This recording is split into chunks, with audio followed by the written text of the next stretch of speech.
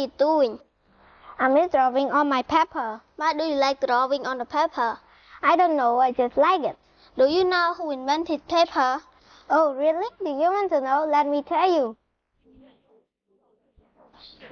My name is Kylo. I am the one who invented paper.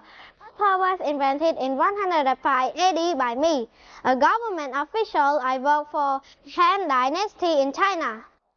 How do you make it, Kylo? In ancient time, before paper was invented, writing was usually done on bark, bamboo strip, or animal skin, but they were heavy to carry and not convenient to use. So I have an idea of making a more practical writing material from the tree bark remnant of ham, rocks, and fishing nets. Kylo, was your invention success?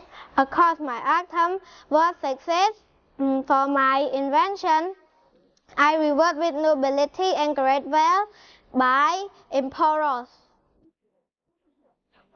In the 3rd century, paper was widely used throughout China for writing, artwork, packaging, and other purposes.